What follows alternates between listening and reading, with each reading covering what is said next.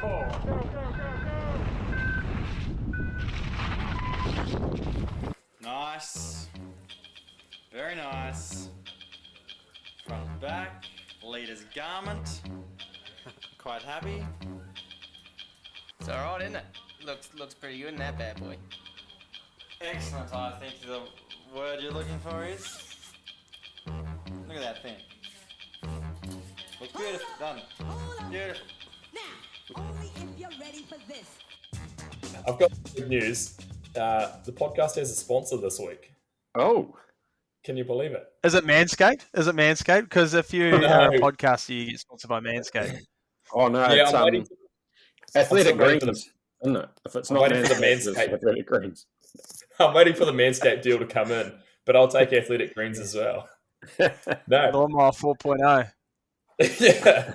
It's got a light on it and it's waterproof. You can get all up It in your is. junk with that thing. It is. But unfortunately, we're not the social distance podcast, so we don't have Manscaped as a sponsor. But we're even better. We've got Troy Lee Designs New Zealand as a sponsor this week. Oh. So for the listeners, if they jump on to troyleedesigns.co.nz, you can get yourself a 15% discount on anything online. Wow, So- that's a deal. Yeah, all you got to do, type in OTB podcast at checkout, get yourself 15% off, free shipping over $100 on any order, and it's valid for New Zealand listeners only. So sorry to those 3 people that are from outside of New Zealand that listen to us. That guy in Canada, he's going to be gutted. Yeah, but if you like the podcast and you want to support us, and maybe we can actually make something out of this other than just, I don't know, killing an hour or so each week, or I don't know, it's probably been like a month since our last one. Jump on in there and purchase some kit, get a great deal, and maybe they'll keep hooking us up. It's valid until midnight on the 20th of July, so you've got 2 weeks to jump in there. Woo. So Bargain. OTB podcast at checkout. Get yourselves a deal. Good. Oh. Okay. KB, It's, what's your favourite Troy Lee Designs kit of all time? it's probably not that niche, but you just have to be old enough to remember it. The 2005 Mad Cats era, and that the kind of tealy blue stuff. Yeah, That's my favourite good. too. Oh, yeah, that's Yeah. definitely one of the best. It has a spot, and that's when you're hilling it, and you've got pants on and a short sleeve top. Short sleeve. Yeah. Yeah. But then it took me 17 years or whatever to realise, but only recently did I realise that they have the Troy Lee Designs logo covered up on the front. It's got they've got a it's massive got a monster logo. big monster logo Or is it like Mad Cats? right Yeah. over it. Yeah. Or is it Mad Cats? Yeah, It might so- be Mad Cats. Yeah. They just heat pressed That- over, I think, pretty sure. Yeah, It's even in the that was a shape. sick So kit. it sounds like they've done it on Yeah. purpose. I'd love to have a set of Great. that. One of those jerseys for the wall. Oh, Yeah. so good. I wonder if there's any still left, like if Sam Hill has one on his wall, or if it's just that It's old. got to be They're in the tip It's somewhere. one Well, floating. Sam, around if you're somewhere. listening, get in touch. Oh, surely he's listening. He's got nothing else to do. He's bound to be listening. Yeah, absolutely. So that's mine. What do you reckon, there, Lester? You got one that jumps out at you? Oh, that was actually probably one of my standouts. I've got a pair of red. Well, I couldn't find them actually. I was looking for them recently, but I got a pair of red Troy Lee gloves from way back in the day when Al Heine had Troy Lee Yeah. that I wore for years, and I've lost them somewhere recently. But they were always my fallback when I had nothing else no other gloves. That was always my go-to. These little Were they red guys. the ear, Troy Lee ear? That It was the might have ones- been actually. They were Yeah. the hot gloves back in the day. Yeah, or the not hot because they were nice and meshy and Yeah, quite true. lightweight. They're hard Yeah, to they kill, probably were actually, there. though. They were? They're hard to kill those. Like They were. That's why they lasted so long. Yeah, Yeah. I got a couple of sets that are still kicking around. That man, they last forever. I still There find wasn't- random Troy Lee kit stashed in my garage. I found a kidney belt the other day. That's handy to have. But, do you remember the kit they did? And it was, I can't even remember who wore it. Somebody wore it, but it was like pretty crazy Technicolor lime green swirly kind of looking thing, lime green and black, I think it was. What era are we talking? How far a wee back? while ago. While ago. Oh mate, I can't even remember. Who wore it? Who wore it? I can remember the dude out of the US who has ridden Troy Lee for ages wearing it. Curtis King, the American Dream. No, the other one. Strobel. No, the other one. He wasn't Troy. Duncan Strobel's. Nah, the dude who's doing a bit of enduro for Canada. What's his name? Mitch Ropolato. Oh, Mitch. Ropolato, yeah, Ropolato wore it for a bit. This is going back a wee while. I can't remember what it was. For me. What it was called. Anyway, that was a standout. I wouldn't say it's my favourite, but it's one that I remember. But that Sam Hill one was definitely key. Dialed. Yeah, and probably at the time it was kind of a bit stand out from everything else as well. Yeah, it's a bit different in that colourway. Well, what year would that have been? We'll put that on Instagram for the listeners. That was 2005. So when was Sean Palmer's big break in? That was earlier than that, wasn't it? With when he started wearing Fox baggies and that. Oh, that was like 1990, mate. We're going back in. Was that 90? Oh, just all it all blends into one for me. Yeah. That was. I was thinking it was closer to getting that. Yeah, true.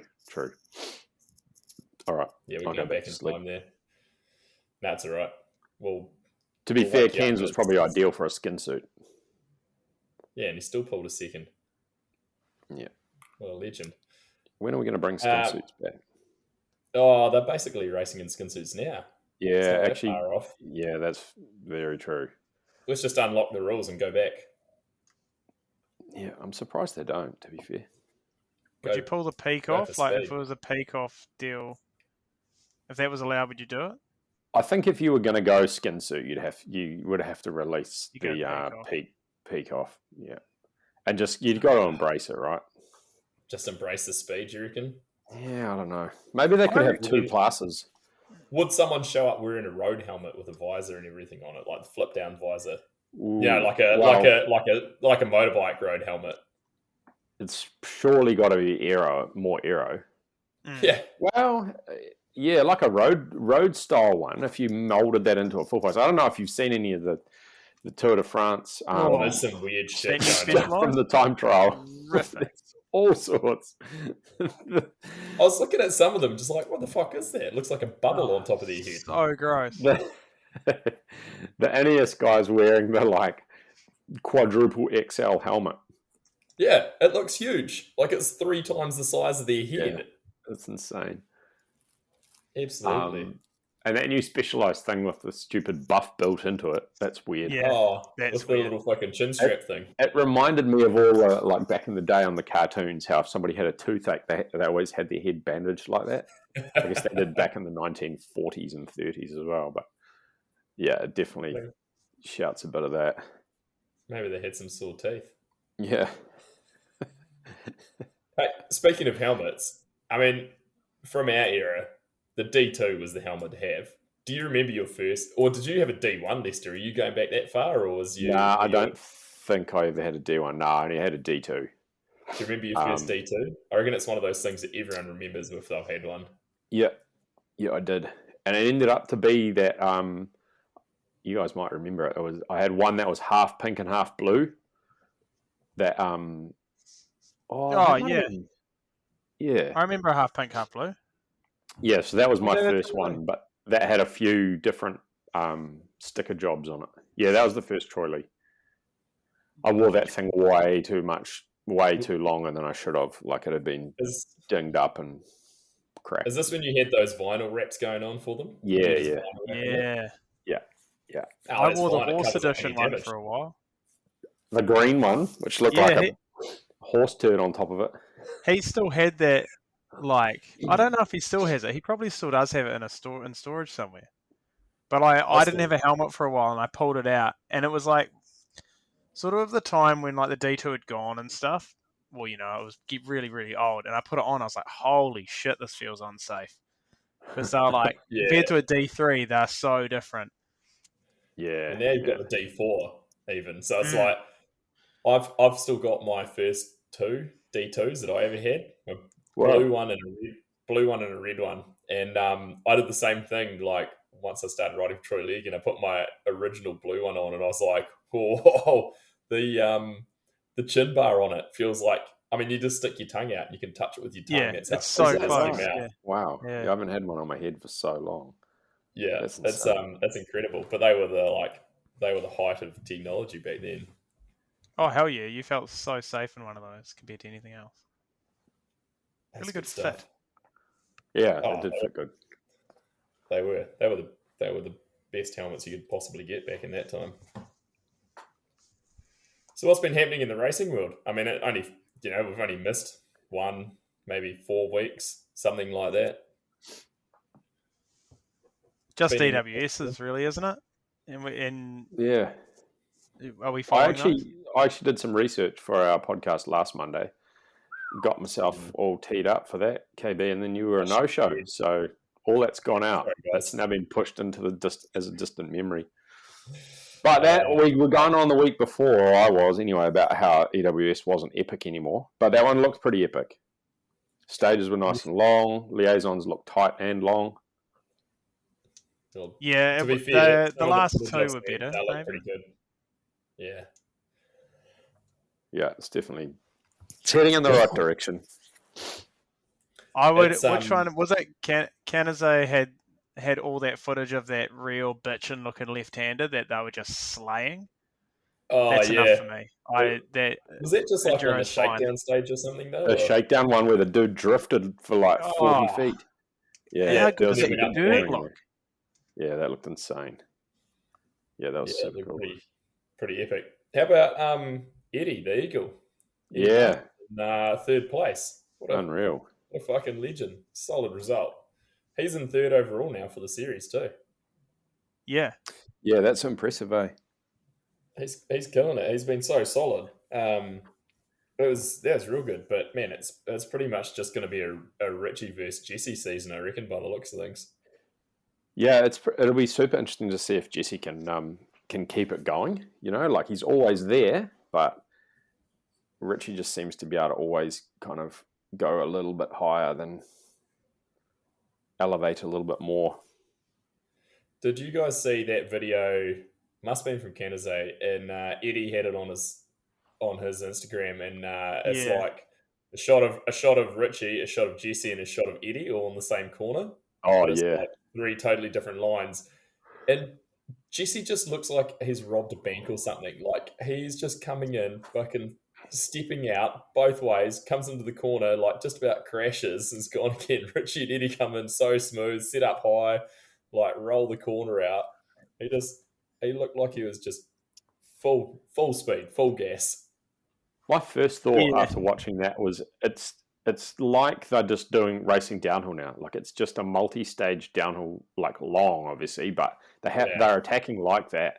You know, like you just can't. Yeah, There's no rest. There's no rest and there's no backing off. Like if that's how they're attacking a corner like that, cripes, what are they doing everywhere else too?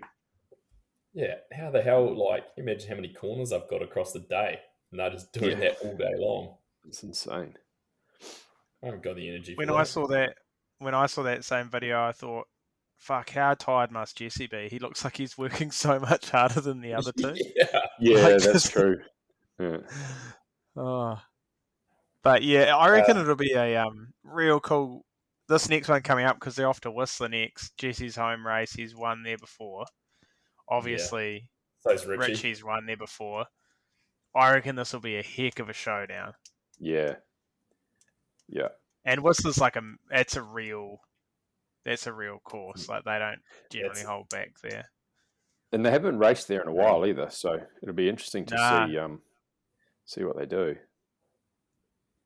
It'll be an awesome test between the two of them. Man, Richie just seems like he's such a beast. He's unstoppable. He's so powerful. I remember there was one clip of him, like there was a left-hander and then a pedal across some kind of semi-off-cambery routes, and he just absolutely punishes it. he's unreal. He's so solid on the bike and so powerful. Oh, amazing.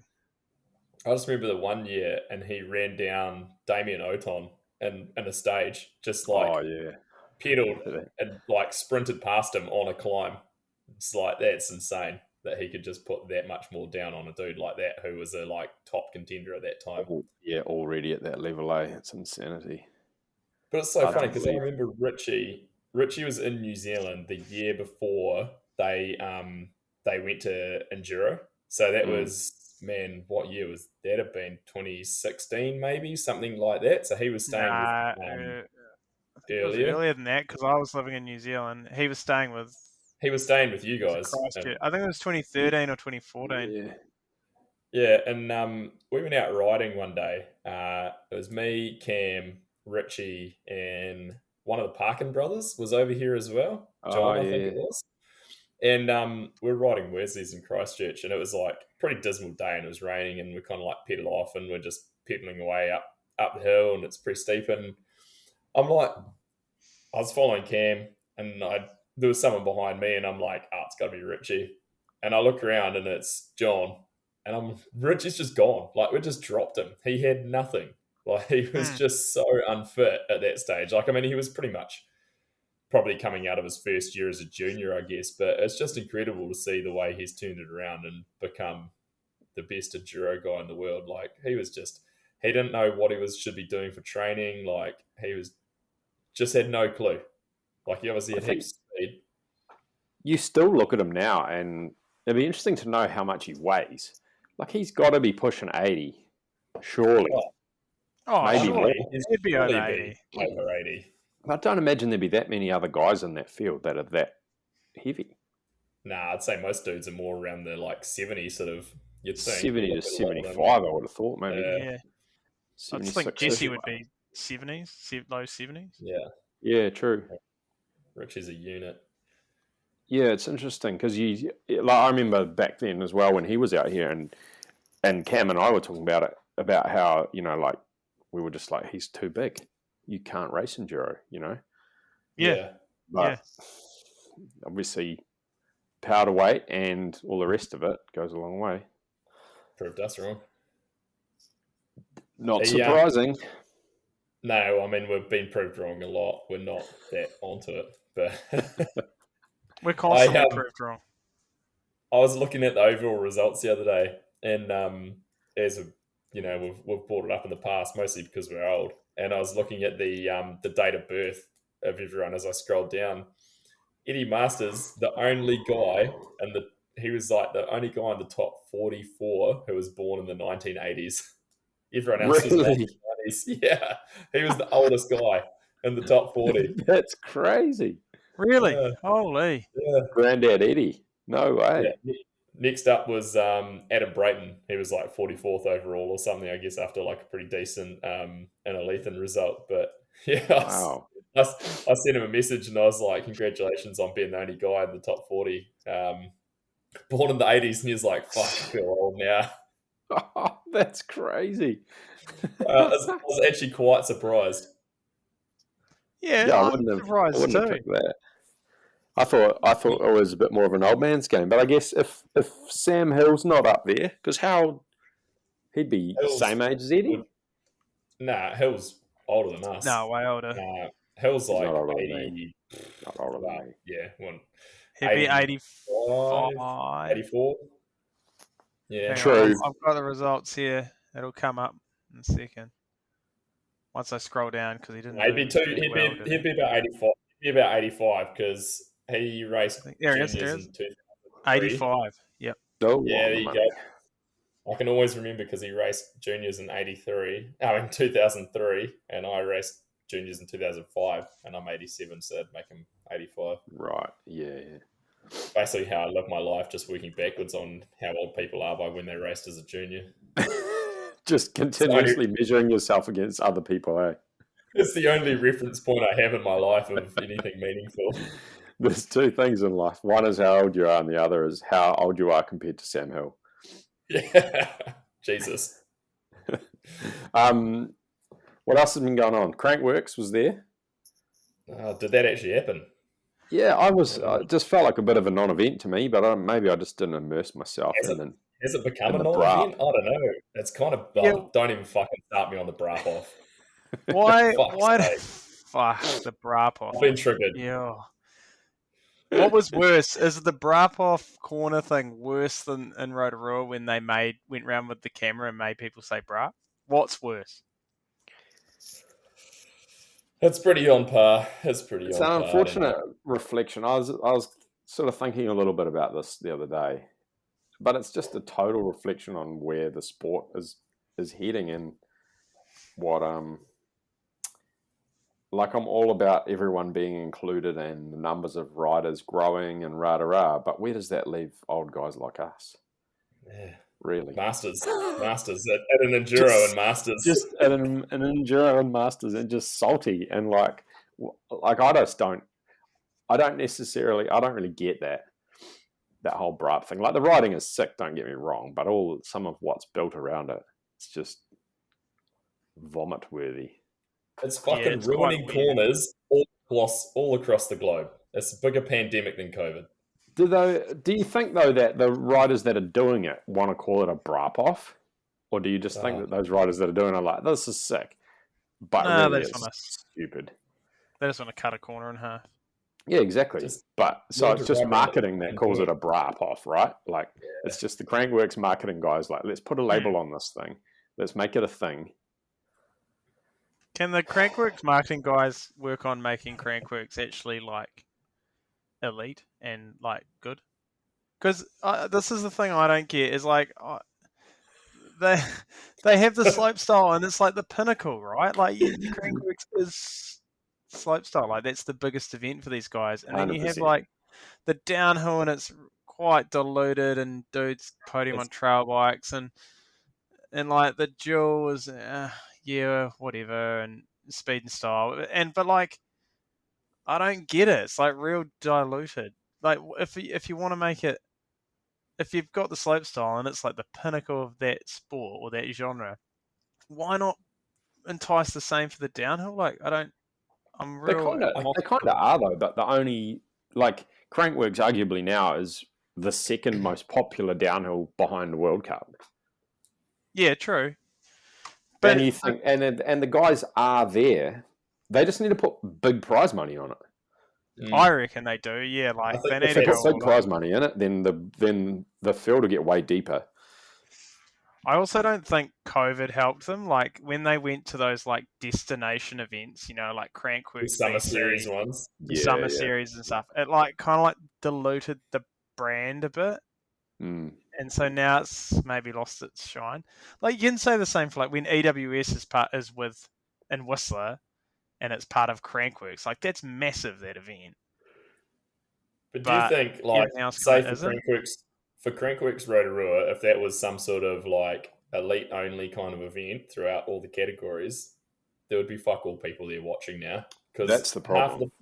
Half the people that come there to watch, they've got kids doing kids' works, or they've got friends racing and things like that. So it's kind of like, I think they've got to this point where they had to kind of add more stuff in to entice more people to show up. Because I'm real curious to see what Crankworx Rotorua looks like this year. Like I could see it being a bit of a fizzer, but I might be wrong. People might want to show up because I don't know I don't think it'll be a fizzer. I mean, I totally agree with you, but I don't think it'll be a fizzer just because looking at any other event that's happening, people are just flocking to it. Yeah. But no, I agree. Like I think I mean I would love I agree as with you, Red Dog, as well. Like it would be awesome if it could just be an elite only thing and you get all the full World Cup field turn up to a downhill race in Rotorua, but it's never going to happen. But if they threw prize money, like could get some proper prize money, that would change it. I wouldn't say it has to be elite only. I would say it has to follow closer to what like the Norbers used to do, where it's like it was an open door. I think anyone could almost race. Yeah. But like they had enough prize money and sponsorship around it, and it was like a big enough deal that you'd get Manar going. And so fully. Yeah. And guys would be doing that over the World Cup series, which was kind of seen as like a little bit more niche and in Europe and stuff. Yeah. Well, that's what Honda did. The first year Honda had a team. That was their focus. Manar like barely raced any World Cups that season. I think that that would be awesome if they could do that. But that's the whole thing, right? It's money that's going to bring it in. Yeah. Now I just want the Norbers to come back. That's all Yeah, I want now know. that you've opened up There's that certainly a category. gap, eh? There's certainly a It's, gap, like with World Cup downhill becoming like that, that top 60, and it's maybe getting further away, closer. It's becoming more and more the very elite of the elite. There's becoming a bigger gap between like racing a national race and doing a World Cup. there needs to be a better Yeah. qualifying system. Like you look at Formula One, and they've got Formula Two, Formula Three. Like there almost needs to be some sort of B-level World Cup series which races the weekend after or something. Not Or it's not televised. even aligned with the World Cup. It could just be, how they No, have the but IXS Cups. They could say, well, rounds 1, 3, and 4 or whatever are Category 2 UCI events. yeah, I reckon like this is this idea that I've had that they should do it like that, and this would be a qualifier for the to try and sharpen and qualify for an actual World Cup sort of thing. Totally. An actual World Cup would actually only have, I don't know, 100 dudes there qualifying for 60 spots, but then there might be 300 dudes at this B World Cup that they're all racing and they all end up getting points or whatever. Something to kind of step people up, because you look at dudes that go over from, here, for example, and their first time in Europe, they got a World Cup, and it's just like, holy fuck, like there's just such a big jump. Yeah. What is happening with the IXS Cup now? Because that used to be quite a big thing. It still exists. It's still around. And it's still good. Like, it still gets heaps. I mean, we've talked about it before. There'll still be a guy in like a golf ball helmet absolutely working you. But I think like the World Cups became quite accessible for New Zealanders to get into. So like you could race Oceanias, and if you were top 25 or something, you'd get enough points to go race a World Cup. So you just went and raced a World Cup. Whereas like I think now it's a lot harder to race a World Cup. And if you can get there, you're going to go do it. But guys tend to skip like the IXS, Swiss Cup, Italian Cup route. Like back when like Justin and all those guys were going over, they were racing all sorts of stuff. I mean, Scalzi pretty much made a career out of racing Italian Cups, right?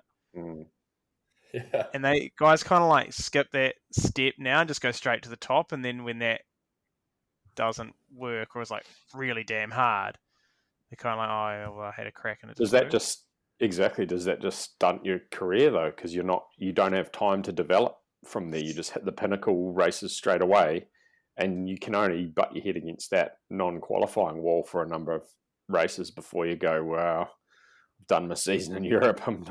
It's over. I'm back to New Zealand now. There's almost a level of guy that should just go over there to not even race at a World Cup. They should just go hit all these IXSs. Oh, 100%. Well, there used to be, it's a bit of a different kettle of fish, but there used to be a crew of roadies from New Zealand who would go over to the US and race, and they were just racing like US domestic crit circuit and the odd tour over there. Yeah. Kind of B or C level races, but they were making a career out of it and getting paid. So it's the same kind of thing, right? Yeah. Like when we went to the States, like Simsy and I was like a top 15 national guy sort of at best here. But we were on the East Coast there, and like for the last month we were there, we pretty much lived off the money we were winning at like Eastern States Cups and stuff. Like, and then that gets your name out there as well. Like, I guess coming from New Zealand, you don't really think about it too much, but like our level here is high, and then you go over there, you're actually quite, people notice it, and the industry there is huge compared to New Zealand. KB obviously like knows all about it, and so like all of a sudden, if you get some good results, people are like, oh, who's this character? And they're willing to, like, we got to deal with Hayes and stuff after that, and Gamut and things, and it's just because we were there racing and we got a few decent results. Yeah.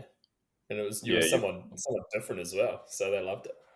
Yeah. You've got to wonder if dudes do miss out because they're jumping straight to that pinnacle way. I reckon so. Like, I mean, Scalzi's a prime example of like he raced for that Singolani or whoever they were, the Italian team, Yeah. and like he was, that was a full-time ride essentially, wasn't it, Kerry? Yeah, he was. Like it was a He good was getting deal. paid, and I mean, it wasn't. I know what he's making. It wasn't like huge money. I think it was pretty similar to what I was at the time, but it was, it's enough that you're over there getting paid to race a bike. And it's you potentially you could view it as a stepping stone. Like you get your results in that zone, and hopefully then those bigger dogs notice you, and then you go to the World Cup.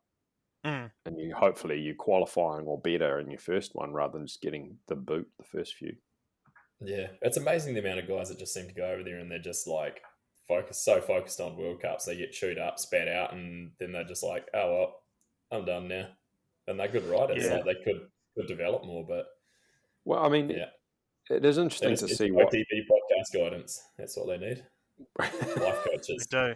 racing coaches. Well, yeah, I mean, bring back the Norba, like you're saying. There's nothing going over on in the US really. Like a series like that would just go off now. But it's not really surprising. It's kind of surprising that it never really managed to kind of stay around or boot back up, just because there's so much industry there. Like it's like the races get lots of people too. It's it's bizarre. Like my old team manager, JDD, like he went real deep in it, was basically trying to put together a series, like was going real hard on the sponsor side of things, and it just he ended up doing it for a couple of seasons, and then USA Cycling was like, this is a good model, we'll just carry on with it, thanks, and basically just took what he did. That's right, you just took it, and that's interesting, eh? But yeah, it kind of just it faded away.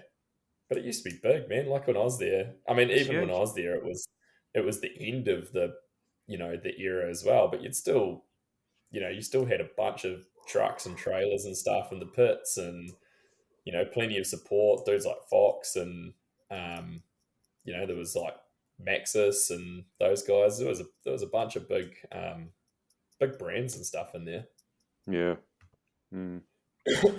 Well, hopefully they could get it going. I mean, the unfortunate problem with the US is the sponsorship money. I guess it's like everywhere, but it follows the trends, and the trend is gravel, and everyone's like, all those privateer pro guys are all getting paid heaps of money. Well, I don't know how many of them are getting paid heaps, but they're getting paid good money. So that's where the sponsorship dollar goes, and little old mountain biking at the time doesn't get as much.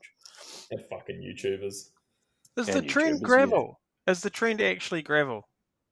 Oh, there's definitely a massive swing of that, yeah. Damn. Yeah.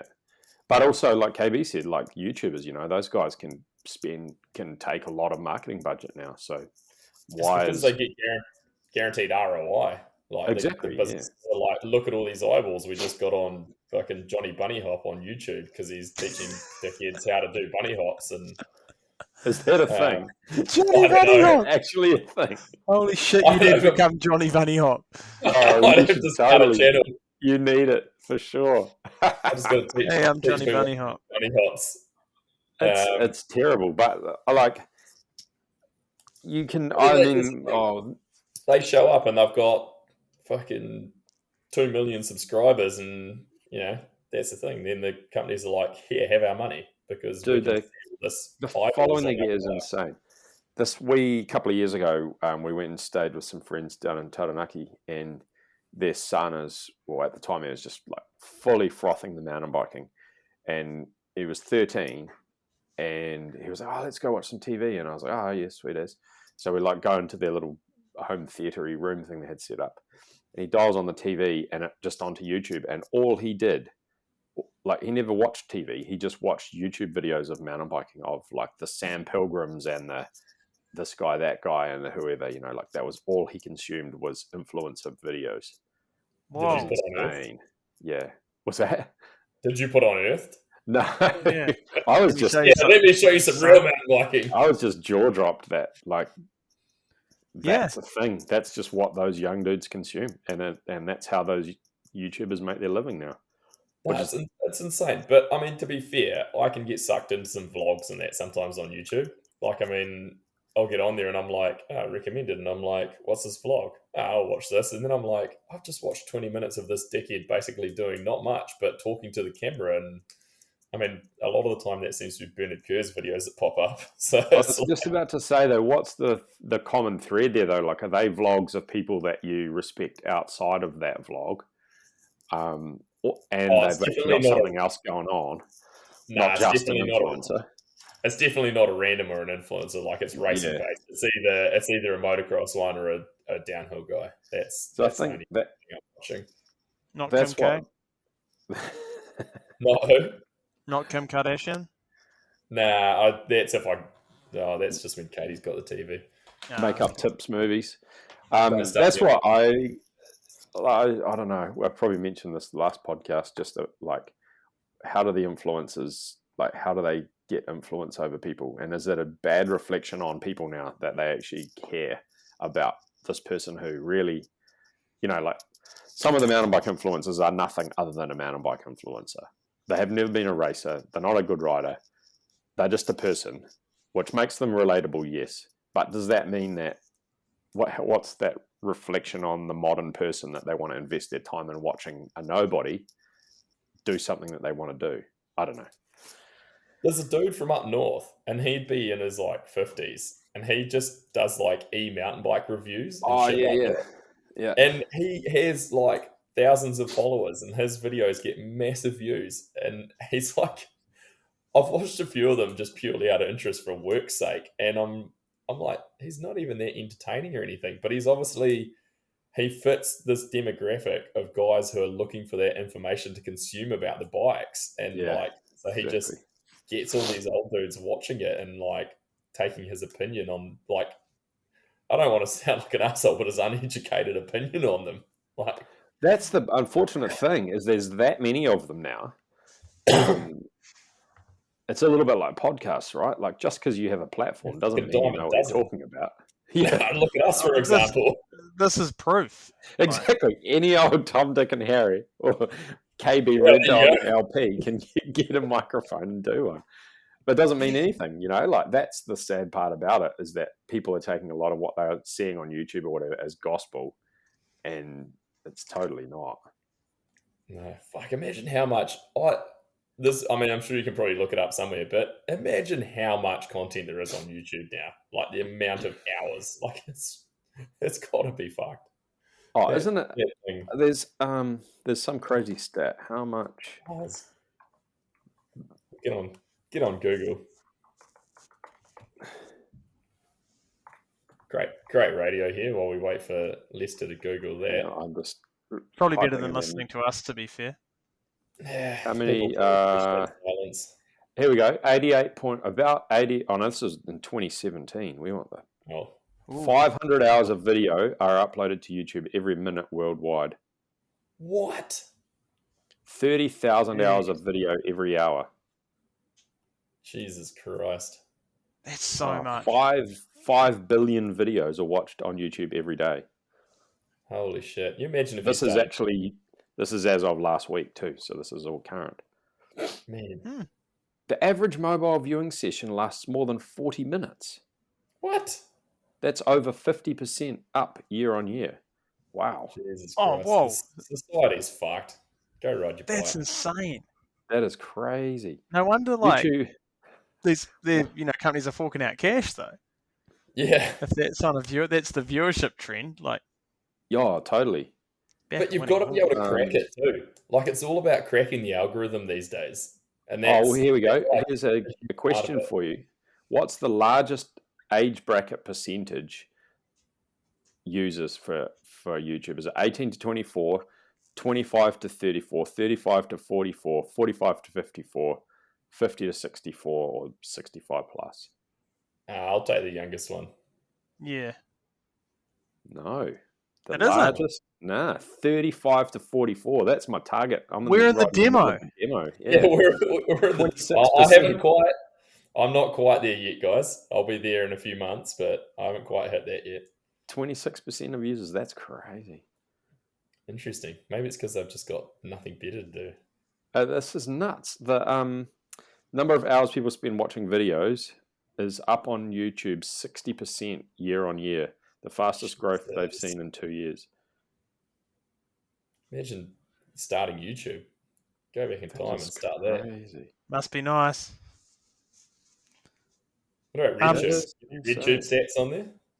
No, I don't have that one. Keep that search off my Google. Where are we? What was the one I just saw? Jumping around too much. Approximately 20% of the people who start your video will leave after the first 10 seconds. Yeah, it's Unlike this, real unlike interesting, this podcast. Yeah, that too. They hear us start advertising shit at the start, and they're like, "Oh, I'm out. I'm gone." Yeah, I just want my Manscaped code, and I'm out of here. I should have really saved that. Do we need to cut to an Athletic Greens ad now? I hope they're going to give us some money because you've advertised them twice now. Yeah, I should have. I'm hoping they've got like a bot or something that can listen to us. I should have saved that Troy Lee code. I should have teased it, but then saved the code to somewhere in the middle so people had to listen to get it. That's right. I mean, it's a rookie move, but you know. Yeah. Good luck next time. Yeah, next time we'll have something. We'll get there. We'll get there when it's time. Hey, speaking of content and broadcasting, did you see Rob Warner's pretty much said he was not going to be around next year? Like he's not going with Discovery. Oh, is that right? Yeah, I think Vital essentially asked. Can't remember what it was about. Oh, it was to do with like they sort of re-released the podcast they did with them a few years back, and they asked if he'd be like if it was likely for him to move or join Discovery, and he pretty much said he won't be doing it after this year. It's going to be super interesting, eh? Because I didn't realise when the whole Discovery thing came about that like Chris Ball and the EWS team, they're running the World Cup series as well. Yeah. I didn't realise it was like all encompassing. So this is going to be real interesting to see what happens over the next 2 or 3 years. Are we going to start getting like a round where you've got XC, downhill, enduro? Like it could happen. Well, look at what they're doing with the Worlds next year. Is it Scotland? And they've got everything like up there. Everything, right? Yeah. I don't think they've got they must have enduro. But it's like all down to like track and everything too, right? Like it's full cycling world champs. Full cycling. That's crazy. It was like a strategy, like that's something they wanted. Yeah. I think that'd be awesome. It'd be so sick. But that's pretty hard to find venues that you're going to be able to do that year on year. Yeah. Like it's so awesome, difficult. But good luck. You kind of, I guess the question there is like, when they say, I can't remember where it was, Edinburgh maybe? No, I don't think it was Edinburgh. Yeah, it'll be something like that. You know, like the velodrome could be 500 kilometers away. It's a little bit like Olympics, you know? Yeah, put them all in one country. Like we could have it here, and we could have track down at Invercargill, and we can have downhill at Rotorua. Exactly. Country, but it's fucking one thing everywhere. Yeah, totally. You could get pretty close, actually. You could have track in Cambridge. You could have mountain bike stuff in Rotorua. Could be, there you go. Get on it. Road race in the Waikato. Get the pitch going. Yeah. You could race from Cambridge down to like Rotorua, and you could have that could be your road race down there. So it all ties together. What do you get like bonus points if you do everything on the one bike? There's an overall. There's an overall. This is the king, the king of cycling world champs. You can change. The only thing you can change is your tires. Yeah. What bike are you taking then? Ooh, down country for sure. Yeah. No, but that wouldn't go very good on the velodrome. Nah. Although you take the velodrome's fucked for any mountain bike events. That'd be hilarious. Jesus Christ, we're off topic tonight. I don't know if we ever had a topic, so it doesn't matter. Nah, just loose. Speaking of Tour de France, have you been watching any TDF? I've watched a little bit. I've watched highlights actually, of the first 3 I days. got It's a pretty time boring. to stitch up. I thought I'd want to watch the first stage, so I found a dodgy download. Start Your watching it. computer's got a virus. Yeah, Oh no. I start watching it, and I get to. It must have been about 50 k's from the end, and it just ends, and I'm like, what? And yeah, so it was Was like that stage 2? The first road stage? the first road stage, yeah. Yeah. Oh yeah. Yeah, and it I gets was to like, like time trials, pretty boring. 50k from the end or something like that, and it just stops, and I'm like, oh crap! And then I could find the last 15k, so there's a big block in the middle that I haven't seen. So all you're doing is watching them ride across a bridge for the last 15 k's. Yeah. Well, actually, I didn't even get to see that bit because they were halfway along the bridge when I was. Oh, you didn't see the bridge? No, I didn't see the first part of the bridge. Saw the second half. But anyway, I was there any pretty wind on the bridge? uneventful. Was it like? Yeah, at the start there was headwind. a bit. There was some crashes at right. the start, but then it just turned into a headwind, and it was just looked real boring. Everyone just was Yeah. like riding across in the headwind. It wasn't what they were hoping it was going to be. I think if it was a crosswind, it would have been completely different. But They had forecasted crosswinds, and everyone was like cross tail waiting or for something. carnage. Yeah. But nah, nothing. did you see? Speaking of the tour, Wynn was at Shimano thing the other day, and at the start. Oh, of no the way, race that'd be pretty cool. in Copenhagen, and yeah, he was. I messaged him. I'm like, man, that's pretty sick. And he said that he was the only. I think he said he was the only athlete that got back to them and said, yeah, he can make it. Like they had obviously sponsored riders from other things, and he said he was the.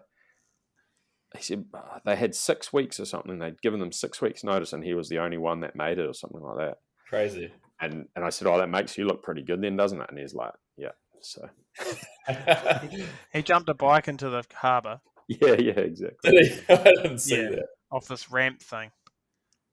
Yeah, That was like purpose built. I don't know what it was really for. He's carving a pretty good niche out there now. Oh yeah. Like, he said he was trying to do it. Yeah. He said he was trying to get some interviews from the end of the first stage, I think it was, or something. Yeah. And he said the roads riders are so boring to interview. So what about I don't know GB? if He would have got given anything. him something, surely. Yeah, surely there would be. I think just getting to them would be the difficult part. Yeah, they were saying like they can't even talk to their families. Like, it's real gnarly again this year because they're all real stressed out about COVID again. So they're like, everyone is super locked down pretty much, and it's like stay within your team bubble, and that's about it. So, yeah, because they had a few of them at that Swiss race or something.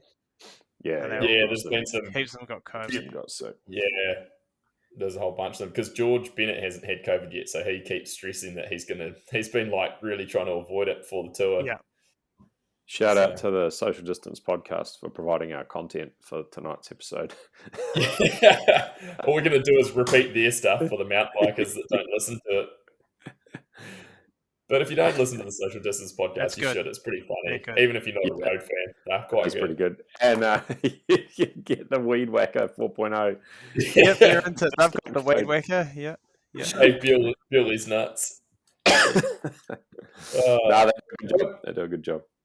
They do. They've got some good stories from over there. There's so much. I love the Biffo stories. I think everyone loves the Biffo stories because there's so much shit that goes on that you don't see in these races. Yeah. There's like dudes fucking punching each other in the heads, like and stuff like that. You just don't hear about. It's awesome. Yeah, that's true. That's good stuff.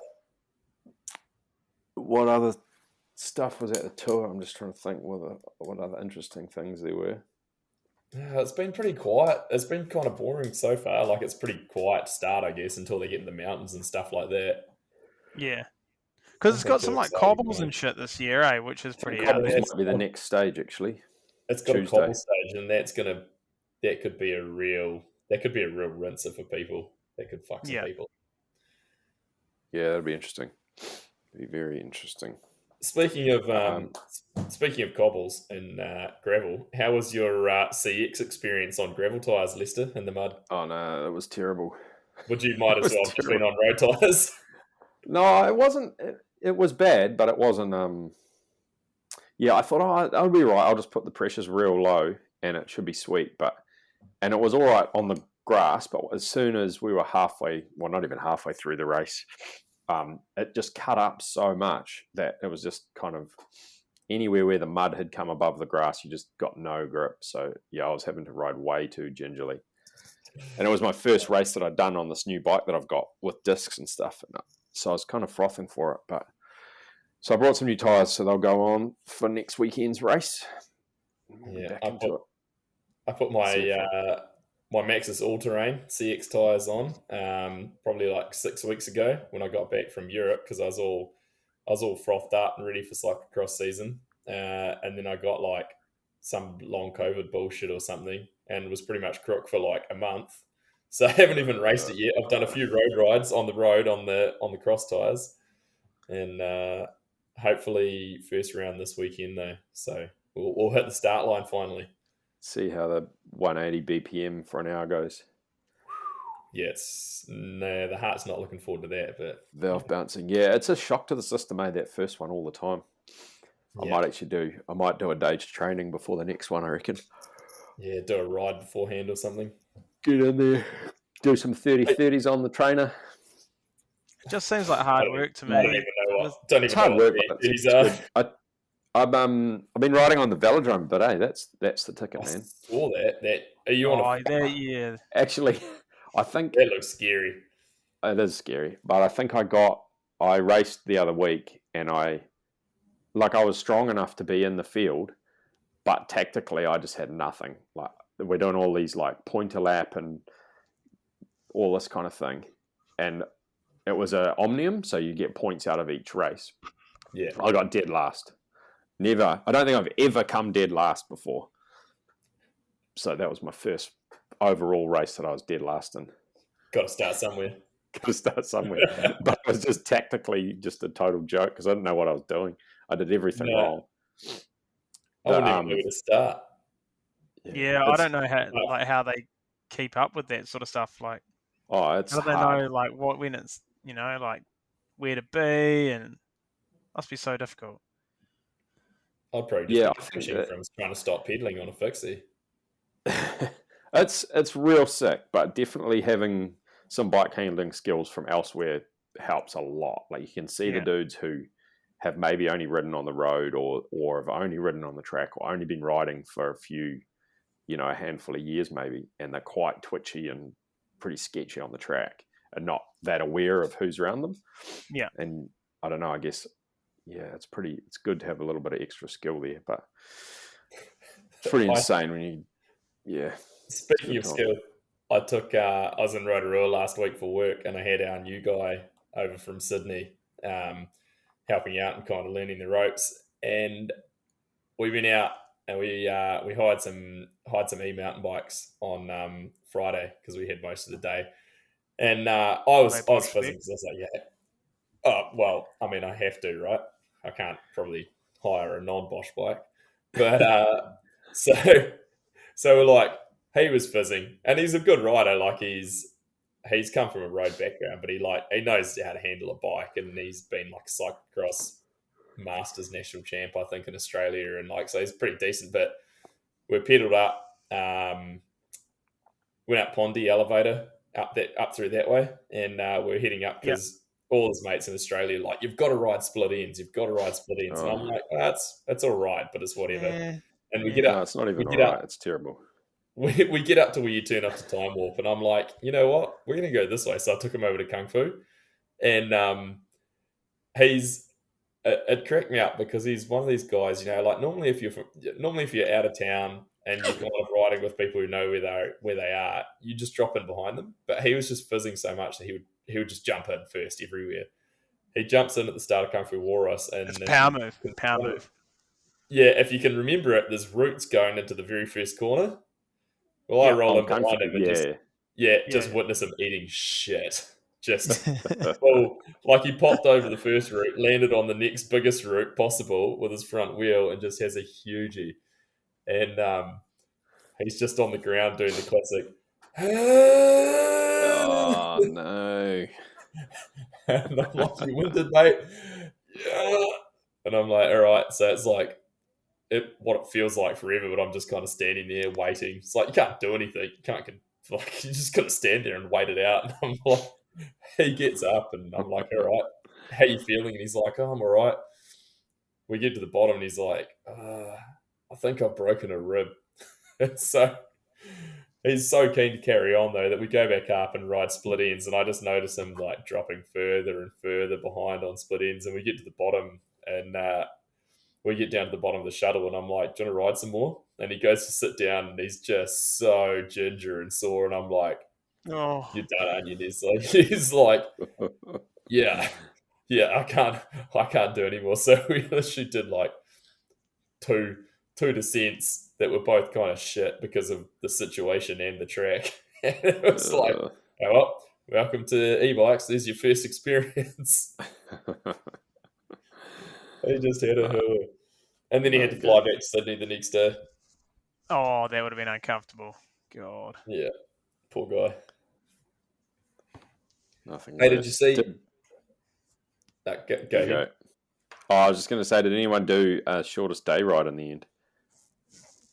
Nah, we didn't. So, We've kind of postponed it until a bit later. Everyone's busy and keeps getting sick. Yeah, common problem. Yeah, it's a common issue. It's a common issue this winter. I stitched myself up. I totally stitched myself up because it was the shortest day, and Gemma and I were driving to work, and I said, I was going to do a shortest day ride today, but I didn't really get my act together. She was like, yeah, I've got it in my calendar that you're going to be away today doing a ride. Oh, you had it. There I was halfway to work having the conversation. So you just bail out the door, self-stitch up, run home. Yeah, I've still got a route planned. I've got a route plan. It'd be great to get you both along. KB won't because he hates gravel, even though he loves gravel. But it was going to be more rideable than last year. I rode a bit of gravel today, maybe a kilometre-ish. That's way better than riding on the road, that's for sure. It's not mountain biking, but it's way better than riding on the road. Yeah, maybe one day. Hey, speaking of gravel, did you guys see that Caitlin Armstrong was arrested? The gravel murderer? And I know that you're should fully flee the country. Topic. Oh, it's an interesting story. Fake passport too. Fraudulent passport. And she'd had plastic surgery as well. She'd had plastic surgery? Yeah, apparently. Seriously? Yeah, like she'd gone deep, like full escape mode. No way. Oh, and, someone's got to make a movie out of that. Yeah, it's got to. She's been extradited back to the US, so oh man, she's going to go. And she can face the death penalty too because she's in Texas. Yeah, true. So, wow. Yeah, this has got to be a Lifetime movie one day down the track. Man, that's insane. Yeah, it was pretty interesting to see that found her all the way down there. Like she'd gone full like escapee, fled the country. Yeah. She'd sold her Jeep for like half of the going rate, and then basically just like fled the area, took off and got out of there. Crazy. Absolutely. Yeah, what a crazy story. Before we wrap up, did you guys know there's a World Cup on next weekend? Well, it wasn't in the show notes, so no. World Cup. Lenzerh. We probably should touch on that before the end of the day. There's actually two coming up. There's Andorra the weekend after too, eh? That's true. It's going to be a pretty busy week next week. We have to get on. We'll have to do another one next week. Yeah. So hang on. It's cross country as well. Double header. Awesome. That's every. Yep. And that means downhill's on Saturday, which means it'll be able to watch it Sunday, New Zealand time. Oh, is it? Yeah, true. Sick. Yeah. Oh. So for those of you who don't work from home and can't just sit there and watch it while you're working like I do, you can watch it on Sunday. That's good. Mother's Day. That's 4 days and 6 hours till the short track's on. There we go. What do we reckon for the downhill? Riding to that race as well. What's that? Do you think Matt Fairbrother's riding to that race as well, just to go watch? He's probably where is he at the moment? He's in Morzine. Where is he now? He's in Morzine. He's in Morzine at the moment. I think he's just looks like he's just riding there for a while. I'm going to see how far it would be to Lenzerh. Well, I don't really have much to bring to it other than you got any predictions, Red Dog? Since I didn't let you get any predictions in last time. Yeah, I do have some predictions. But I guess first, what do we think of the track at Lenzerh? Better or worse than Leo Gang? It needs to change. It just hasn't really changed. That's what gets me. They did alter a little bit of it last year or the year, maybe Yeah. 2019. It got that real fast steep bit in the woods, and that was it. Yeah. I think better. It's a bit burlier than Leo Gang. Like while a lot of it's kind of bike parky, it seems a bit more chunky. And there's definitely probably a better mix of technical stuff, not just such a big kind of center section like Leo Gang's got, I guess. But Yeah. But I just look at the terrain and the trees beside like where the track is, and you're kind of like, man, just getting there. But I think there's some like endangered snails or some shit why they can't be in there. There's something like that going on there. Yeah, it is a bit of a shame, but it's not a bad track. It makes real tight racing usually, eh? Yeah, it looks pretty good. I was actually I always think that real big. You know how they do that? There's always a shitload of footage of it. It's that real high speed section, and they rail that long left into the step up step up. Yeah. jump. Man, that left gives me the shits because they're going so fast. And you're just waiting and for it looks real front loose, and I was like, on it. fuck, if you crashed there, you were probably dead. Hey, here's a little interesting fact or stat that I noticed when I was looking at the previous Lenzerh results. So 2019, Amory Perrin wins on a 249. 2021, Loris wins on a 246. So, there's only basically 3 seconds there. Yeah. But then if you look at the females, 2019, Valley wins on a 332. But then 2021, Miriam wins on a 310. So she's 22 seconds faster than, compared to only 3 seconds in the males. So the track's obviously very similar. But the pace is upped by 22 seconds in the females. It's pretty impressive. That's nuts. Yeah. I looked at that and I kind of had to do a double take and look again because I was like, man, that is a massive improvement, like compared to 2 years prior. That's a huge change. I wonder why that was. Yeah.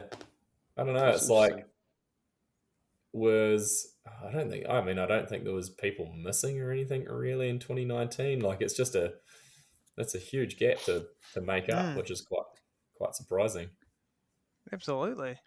There was a Kiwi on the podium last Lenzerh too. I'm now remembering James McDermott in the in the juniors. Right. In the juniors. Yeah. He got third. Interestingly, we haven't seen him at all this season, I don't think, but I'm pretty sure he's in Europe riding. I think he's over there. Wonder what's going on. Instagram will tell us. And was it Lenzerh that Jess Blewett got smoked at? I think she got smoked at Snowshoe. No, it was Snowshoe. Yeah. Was too. Sorry, you're right. Yeah. 2019, Kate Weatherly got 4th, an elite woman there. I don't actually remember that result, but that's very impressive.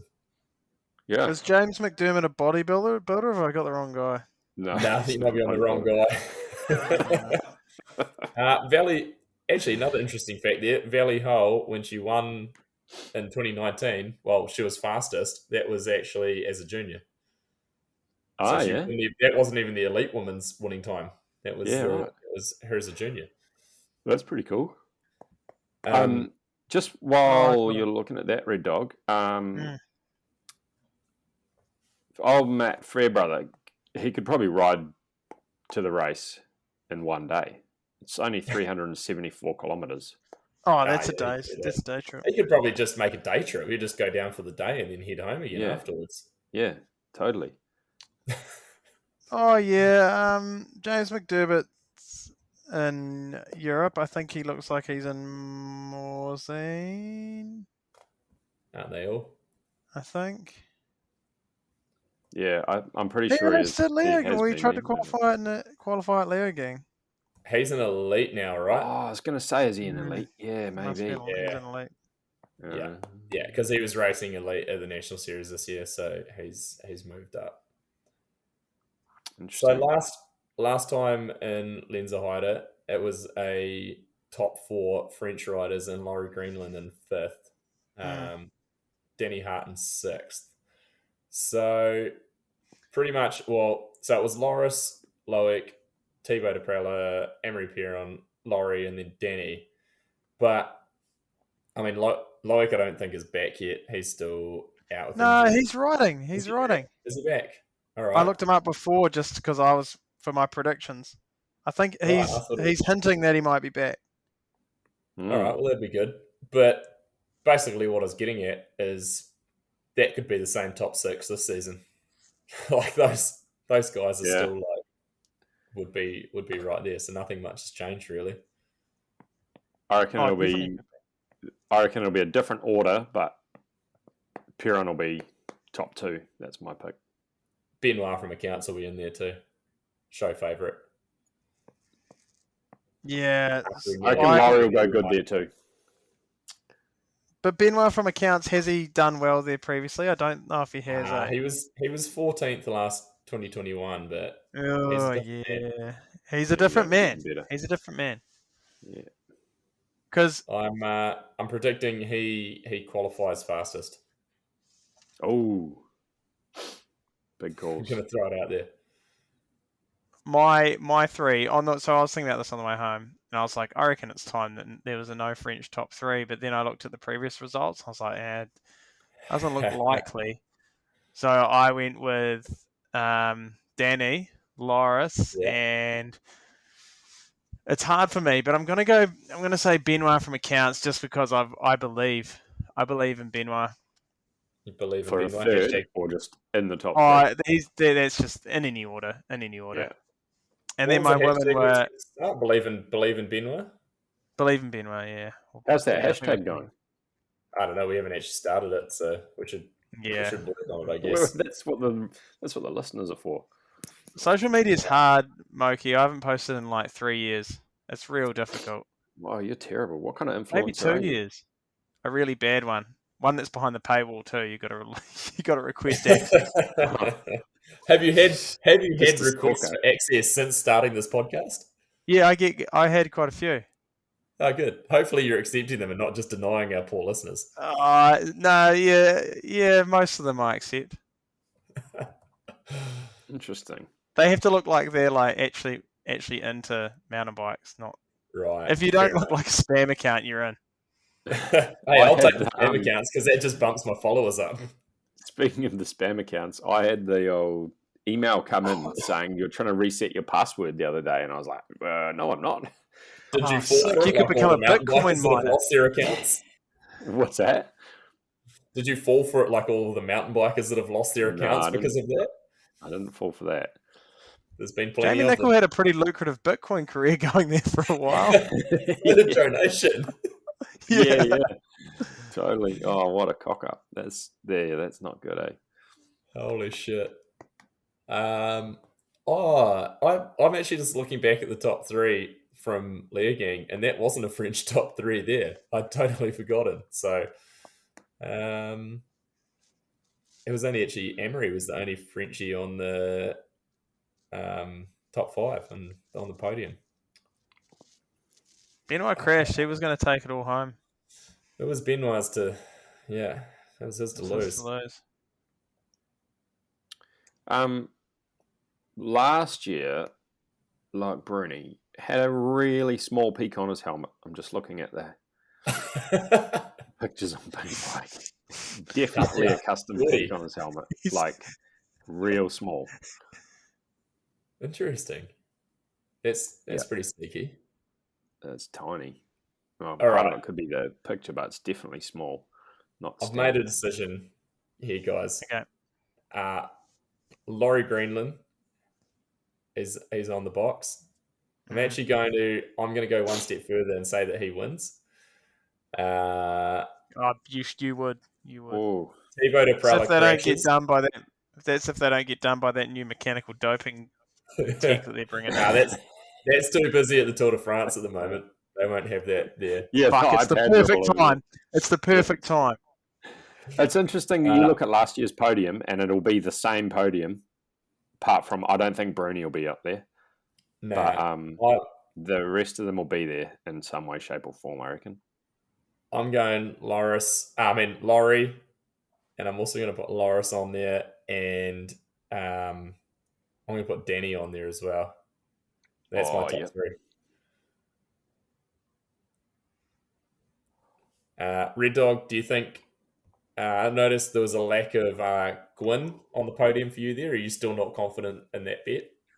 No, see, there's still 4th and 5th, and he can take either of those.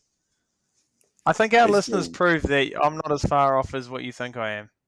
I should have actually brought those stats up, but it was pretty far off. They definitely didn't. Bullshit! There was like 33% or something. That's a third of listeners, and that's the smart third. I would say that's like the intelligent third. Whoa! the other 2/3 of idiots. 33% doesn't win you an election, mate. Close enough. Unless you join, if only I could find if only I was social media savvy enough to go back and be able to look through previous stories. But I reckon it could be an all French top 3. But I'd like to see Greenland. I'm going to go top 3 in no particular order: Greenland, Vergier, and Perron. I think Deprella will be right there as well. Yeah, it's hard to argue that. But I think have you got some women's picks there, Moki? Oh yeah, they've got a race on as well, eh? That wasn't just me. Just tongue in cheek. I'm just trying to think. Miriam for the win. I don't have any doubt. You don't think Campbell's gonna? She'll be up there. Miriam will be hard to beat, I reckon. There, I don't know why I think that. But.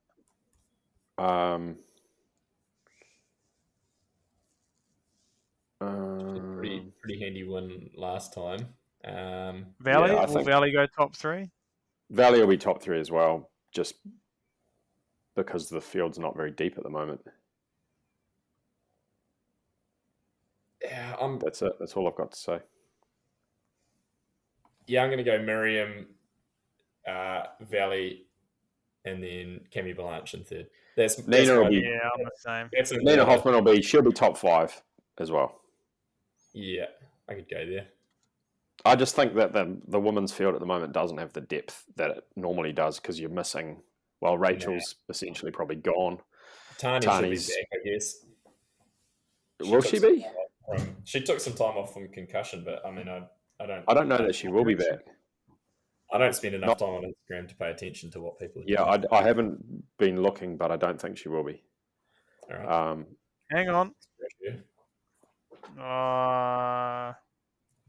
No, actually, I saw her post something the other day about on her story. We really should have just posted a video since last year. Crazy. We probably should have just named this show the We Look at Instagram and Tell You What People Are Doing podcast. Yeah. We're a one-stop shop for all things social media. The Instagram review. What about juniors? Jackson. Don't go there because I don't know any of the Jackson versus Jordan Williams. Jordan Williams by a substantial amount. Oh, yeah, maybe.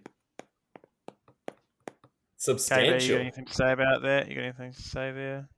Oh, I just like to know what the substantial value is. The substantial was for like to get a reaction from you, because I know you just love Jackson so much that. That's a good battle though. That's a good battle. It'll be something like that. My laptop's about to die and I don't have a charger. So if I disappear. All right. Well, about an hour 20 is probably about a good time to wrap it up then. We've made some predictions. we'll get out of here before Moki's laptop dies. Don't forget to spend some money on troyleedesigns.co.nz, code OTB podcast. If you've made it this far, it's really impressive. Also, if anyone ever comes to me and tells me what the outro is that I always put on these shows, I might send you something because it's pretty niche. So if anyone can tell me what it's from, you win a prize. If anyone makes it to the outro, you get a prize. Oh, a couple of people have. I've had a couple of people ask what the song is. People didn't even realize. Red Dog didn't even realize we had an outro. So there you go. Neither did I. I don't listen. Moki, has no one come up to you and said they enjoy the podcast? I don't. I live in about a 3-kilometer circle here. He's in a circle. I'm in my hole. He's in his bubble. He's in it, yeah. So no, I don't talk to I had people. someone People at, don't come up to me. I had someone at work the other day tell me that they were listening. They enjoyed it. So there you go. We're reaching bite mechanics. Shout out to Ali Quinn, the big dog at Zeroed. He said he listens and he thinks it's great. Oh, Show I heard sponsor. there was a rumor that we were going to discuss there, but We should get him on and he can discuss it. Yeah, we'll save that for another one.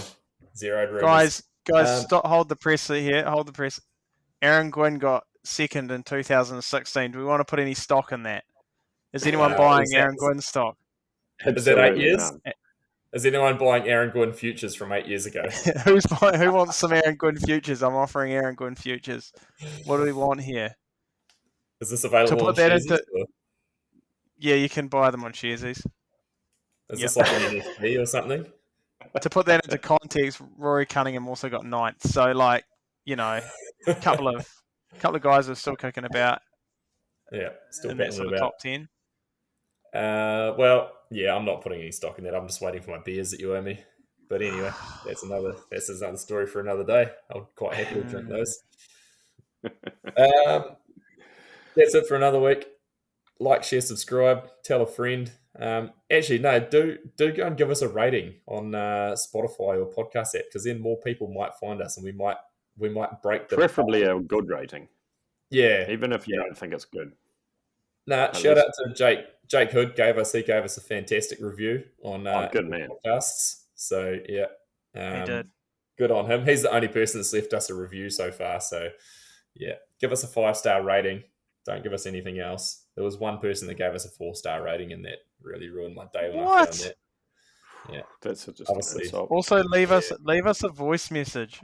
I think the speak pipe's still open. I think there's a link to it on the Gram account. There's a link in bio on the Gram. We kind of forgot about that. Maybe we'll try and find. Leave us a voice message. Voicemails. Yeah. All these things that I'm finding out about, I can leave some abuse on there.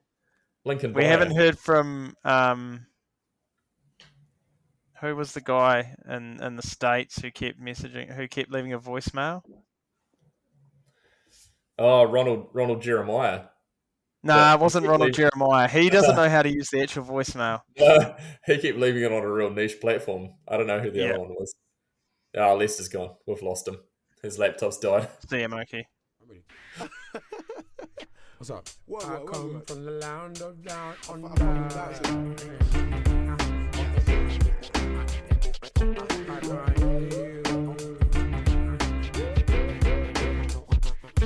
can't hear you. What was that? I can't hear you.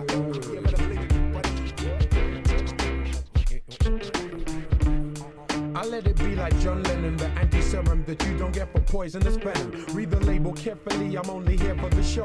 I love hip-hop too much to let you feed my ego. In the key of F-U-C-K, Y-O-U. I mean, why do I owe you if you're not helping me through? I mean, why do I owe you if you're obstructing my view? Success is not my castle, just a house that's brand new. You see, I irrigate the culture, give it shape like a sculpture. Still complicated, drop like I'm supposed to. B-L-I-T-Z like my DJ. Rock to the